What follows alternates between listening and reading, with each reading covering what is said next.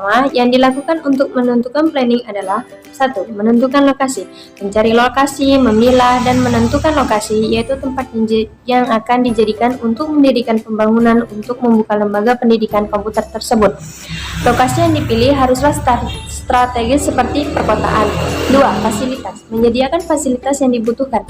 Karena Beni ingin mendirikan suatu lembaga pendidikan komputer, maka Beni harus memiliki fasilitas seperti komputer, laptop, dan jaringan komputer dan yang lain sebagainya yang berkenaan dengan pendidikan komputer tersebut.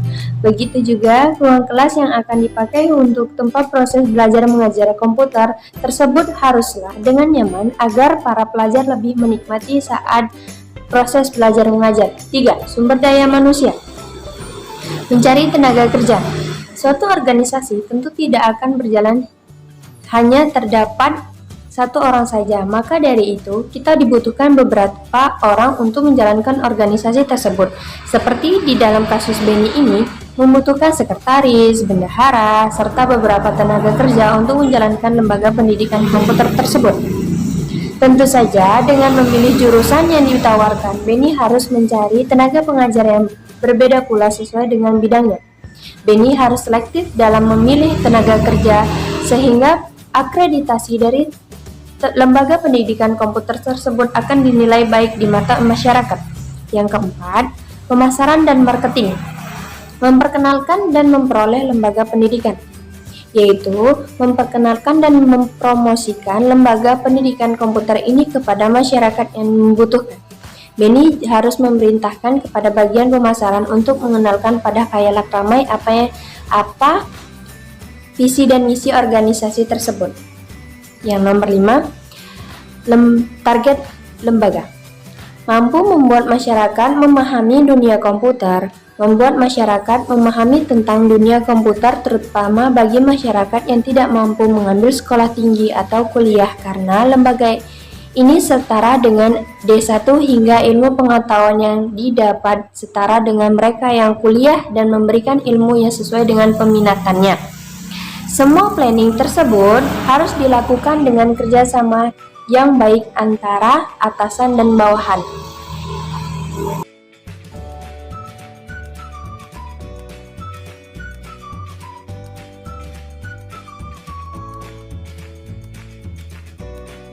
Di urutan pertama kita mempunyai rektor dan di posisi kedua yaitu ada dekan. Dekan adalah unsur pimpinan yang berada di bawah dan bertanggung jawab langsung kepada rektor yang mempunyai tugas memimpin pelaksana pendidikan dan pengajaran, penelitian, pengabdian pada masyarakat, membantu sivitas akademik dan pelaksana administrasi. Posisi kedua ada wakil dekan yang bernama wakil dekan 1, mempunyai tugas mewakili dekan dalam membantu pelaksanaan pendidikan dan pengajaran, penelitian, serta pengabdian pada masyarakat. Yang kedua, wakil dekan 2 mempunyai tugas mewakili dekan dalam membantu pelaksanaan kegiatan di bidang administrasi umum dan keuangan. Yang ketiga yaitu wakil dekan 3 mempunyai tugas mewakili dan membantu pelaksanaan kegiatan di bidang kemahasiswaan dan pendidikan yang berekstrakurikuler. Di posisi ketiga ada Senat Fakultas. Senat Fakultas merupakan badan normatif dan perwakilan tertinggi di lingkungan fakultas yang memiliki wewenang untuk menjabarkan kebijakan dan peraturan universitas untuk fakultas yang bersangkutan dengan salah satu tanggung jawabnya yaitu merumuskan kebijakan akademik fakultas. Di posisi keempat ada jurusan. Jurusan adalah unsur pelaksana akademik pada fakultas yang melaksanakan pendidikan akademik dan atau profesional dalam sebagian atau satu cara ilmu pengetahuan, teknologi, dan seni tertentu. Di urutan kelima ada program studi. Program studi merupakan unsur pokok bagi pelaksanaan tugas jurusan di lingkungan fakultas. Penyelenggaraan program studi disesuaikan dengan tujuan dan keperluan pembangunan nasional umumnya dan pembangunan di bidang pendidikan khususnya. Program studi diselenggarakan pada jurusan yang relevan sesuai dengan jalur dan jenjang pendidikannya. Posisi keenam ada dosen. Dosen adalah pemangku jabatan fungsional di lingkungan jurusan dan bertanggung jawab langsung kepada ketua jurusan. yang bertugas melakukan pendidikan, pengajaran, penelitian, dan pengabdian pada masyarakat sesuai dengan bidang keahliannya, serta memberikan bimbingan kepada mahasiswa dalam rangka memberikan kebutuhan dan minat mahasiswa dalam pendidikannya. Posisi ketujuh adalah penasehat akademik atau PA. Penasehat akademik bagi mahasiswa pada program diploma diangkat dari tenaga pengajar pada program studi diploma 1. Penasehat akademik bertugas memberikan nasihat dan bimbingan akademik yang bertujuan agar mahasiswa dapat menyelesaikan program studinya secara efektif dan efisien sesuai dengan minat, bakat, dan kemampuannya. Penasehat akademik bagi mahasiswa ditetapkan oleh program studi dan ditugaskan sampai mahasiswa yang bersangkutan mengakhiri masa studinya. Pada urutan terakhir yaitu tata usaha. Bagian tata usaha adalah unit pelayanan, teknis, dan administrasi di lingkungan program studi. Bagian tata usaha terdiri 4 sub-bagian, yaitu sub-bagian umum dan perlengkapan yang mempunyai tugas melaksanakan urusan perlengkapan dan urusan administrasi umum. Yang kedua, sub-bagian pendidikan yang mempunyai tugas melaksanakan urusan pendidikan dan pengajaran. Yang ketiga, sub-bagian kemahasiswaan yang bertugas melaksanakan urusan kemahasiswaan dan alumni. Yang ketiga adalah sub-bagian keuangan yang bertugas untuk melaksanakan urusan keuangan dan kesejahteraan.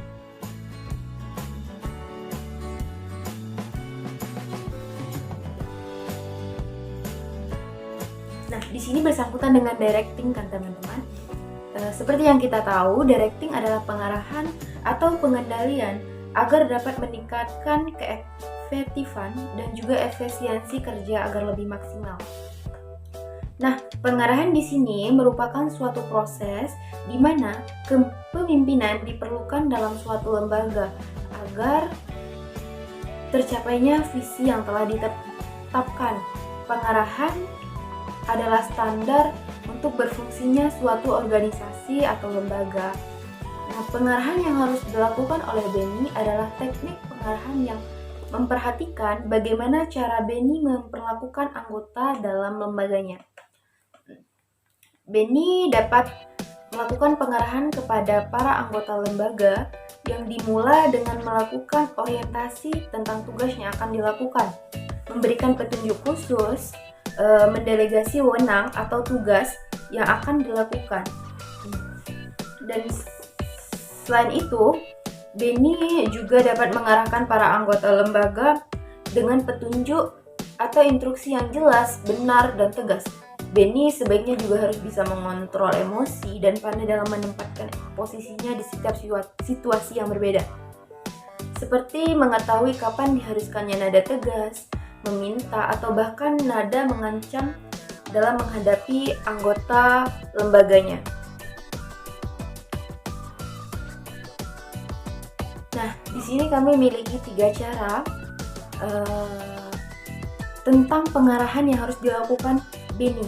Yang pertama, Beni memimpin para anggota lembaga. Nah, dalam memimpin sebaiknya dapat menempatkan diri di tengah-tengah para anggotanya, yang mana dengan demikian dapat memberikan bimbingan, instruksi, nasihat, dan koreksi jika diperlukan.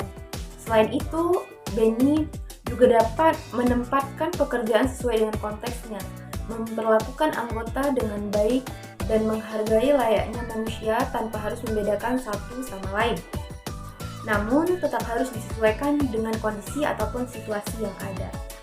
Beni juga tidak dapat mengandalkan kemampuannya sendiri, sehingga ia juga memerlukan konstitusi dengan para anggotanya, mempercayai para anggotanya untuk memecahkan masalah, membuat keputusan, dan pengorganisasian. Beni harus berusaha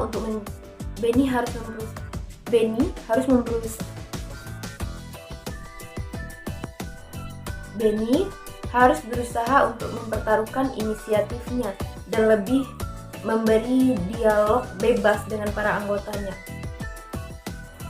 Karena dengan memberikan dialog bebas, anggotanya lebih mudah untuk mengajukan pendapat-pendapat mereka. Nah, selanjutnya, Beni sebaiknya juga tidak hanya memantau para anggota bekerja. Dia juga harus ikut sehingga memberikan contoh yang baik kepada para anggota. Namun Benny harus tetap membiarkan para anggota menyelesaikan apa yang menjadi tanggung jawab mereka. Baik, cara yang kedua, Benny berkomunikasi dengan anggota lembaga. Menjalin komunikasi yang baik dengan para anggota tentunya akan mempermudah Benny dalam mencapai tujuan lembaga yang telah diterapkan. Karena berkomunikasi secara efektif akan memberikan kesan bahwa Benny adalah orang yang tepat pada posisi yang tepat. Sebelum berkomunikasi kepada anggotanya, Benny sebaiknya menyusun kata-kata yang akan disampaikan agar suatu informasi dapat diterima, dipahami, dan juga menggunakan bahasa yang sopan supaya para anggotanya nyaman dalam mendengarkan perkataan Benny dan lebih menghargainya. Selain itu, dalam berkomunikasi, Benny juga harus melihat situasi di sekitarnya, seperti di mana dia berada, media apa yang digunakannya, suasana yang ada, dan siapa yang berkomunikasi dengannya. Dengan begitu, pesan ataupun informasi yang diberikan Benny dapat diterima oleh pendengar. Cara yang ketiga, Benny memotivasi para anggota lembaga. Ini merupakan cara yang sangat penting dalam memecahkan masalah Benny tadi. Memotivasi para anggota dilakukan oleh Benny sesuai dengan kebutuhan yang dapat membangkitkan semangat kerja anggota. Lebih memahami anggotanya yang cenderung menyukai sesuatu yang berbentuk fisik, kebutuhan kenyamanan, rasa aman, kebutuhan sosial, dan kebutuhan harga diri. Ataupun para anggota yang cenderung menyukai motivasi seperti menciptakan informasi yang mendukung dalam bekerja, seperti membuat aturan dan sanksi bagi yang melanggar untuk para anggota. Memberikan harapan yang lebih besar di masa yang akan datang dan bersikap lebih adil kepada para anggota, terutama yang memiliki kualitas yang sama dalam melakukan pekerjaan. Benny diharapkan untuk lebih peka terhadap para anggotanya sehingga ia dapat menempatkan motivasi yang tepat pada anggotanya. Lalu jika Benny dapat melakukan 3 hal tersebut dengan baik, maka para anggota akan lebih bersemangat dalam mengerjakan pekerjaannya dan akan menimbulkan kepuasan tersendiri terhadap para anggota setelah menyelesaikan pekerjaannya karena terpenuhinya kebutuhan sesuai motivasi yang diinginkan mereka.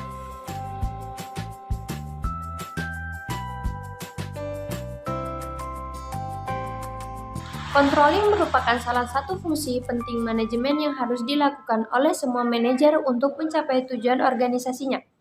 Tentu, Benny juga harus melakukan controlling atau pengendalian kepada karyawannya dapat diartikan sebagai fungsi manajemen untuk memastikan bahwa kegiatan dalam organisasinya dilakukan sesuai dengan yang direncanakan.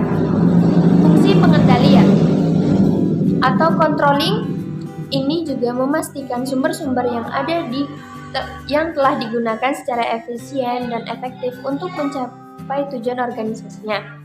Pengawasan yang harus dilakukan Benny yaitu 4 langkah dalam pengendalian manajemen. Yang pertama, menetapkan standar adalah sasaran atau target yang harus dicapai dalam menjalankan fungsi manajemen. Benny harus menetapkan standar yang harus dicapai organisasinya. Karena sebuah organisasi harus memiliki target-target tersebut adalah sebuah tujuan harus dicapai oleh Benny sebagai seorang pemimpin. 2. Mengukur kinerja. Mengukur kinerja lebih mudah apabila unit atau satuan kriteria kinerja yang telah ditentukan sebelumnya. Pada dasarnya, pengukuran kinerja harus berada pada unit atau satuan yang sama dengan kriteria yang telah ditentukan. Unit atau satuan atau tolak ukur harus didefinisikan dengan naik dan seragam sepanjang proses pengukuran atau penilaian ini. Yang ketiga, membandingkan kinerja aktual dengan standar yang ditentukan.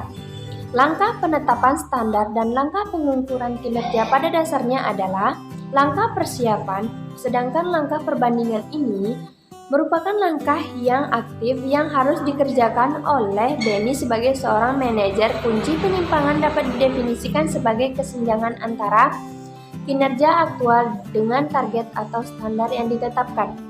Seorang manajer harus mengetahui dua hal dalam langkah ini, yaitu untuk penyimpangan yang terjadi dan bentuk penyebab terjadinya penyimpangan. Selanjutnya, yang keempat, pengambilan tindakan koreksi atau perbaikan. Jika penyimpangan merupakan penyimpangan kecil, masih dapat diterima, maka tidak perlu melakukan tindakan koreksi. Namun, jika penyimpangannya telah terjadi adalah penyimpangan besar, yang telah melampaui batas yang dapat diterima, maka harus segera mengambil tindakan perbaikan dan mengambil tindakan-tindakan pencegahan supaya tidak terjadi lagi kemudian hari. Itu semua yang harus dilakukan Benny dengan pertimbangan yang matang agar semua masalah dapat diselesaikan.